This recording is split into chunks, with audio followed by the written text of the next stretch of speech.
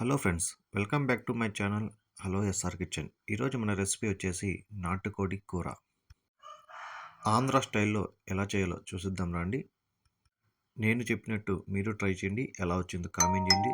ఈ రెసిపీ కానీ మీకు నచ్చితే లైక్ చేయండి, షేర్ చేయండి, ప్లీజ్ సబ్స్క్రైబ్ చేసుకోండి. నాటుకోడి కూర చేయడానికి ముందుగా ఒక మిక్సీ జార్ తీసుకొని అందులో ఒక అర్ధ కప్పు కొబ్బరి ఇట్లా కట్ చేసుకొని వేసుకోవాలి. ఒక 8 పచ్చిమిర్చి, అలాగే ఒక పెద్ద ఆనియన్ ఇట్లా కట్ చేసి వేసుకుందాం.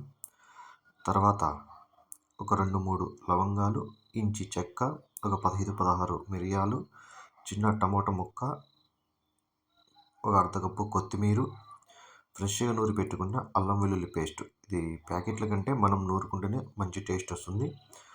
2-3 స్పూన్లు అల్లం వెల్లుల్లి పేస్ట్ వేసుకొని ఇవన్నీ మెత్తని పేస్ట్ లాగా చేసుకోవాలి.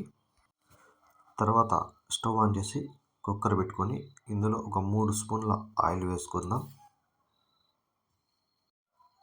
ఆయిల్ కొంచెం వేడయ్యాక ఒక ఉల్లిపాయని కట్ చేసుకొని వేసుకొని ఈ దూరవాసన పోయిన వరకు ఫ్రై చేసుకోవాలి.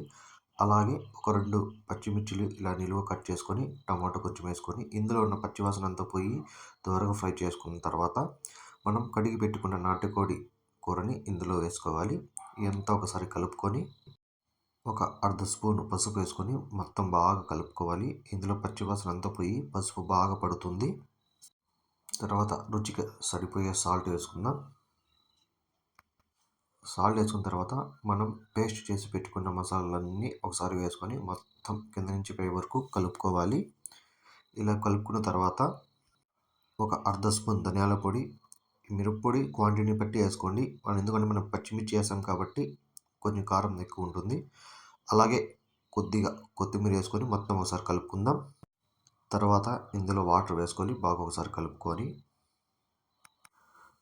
కుక్కర్కి మూత పెట్టేసి ఒక 2-3 విజిల్ల వరకు దీన్ని బాగా కుక్ చేసుకుందాం. మనకి 3 విజిల్ వచ్చేసాయి. మూత తీసుకొని చూసుకుంటే ఏమైనా ఉప్పు తక్కువ ఉంటే వేసుకోండి, లేకపోతే సరిపోతుంది. మనకైతే నాటుకోడి కూర రెడీ అయిపోయింది. పైన కొత్తిమీర చల్లుకొని ఇక పక్కన పెట్టుకోవడమే. ఇది వచ్చి రాగి ముద్దలోకి అయితే సూపర్గా అదిరిపోతుంది. ఒకసారి ట్రై చేయండి. ఎలా వచ్చిందో కామెంట్ చేయండి. Please subscribe to my channel.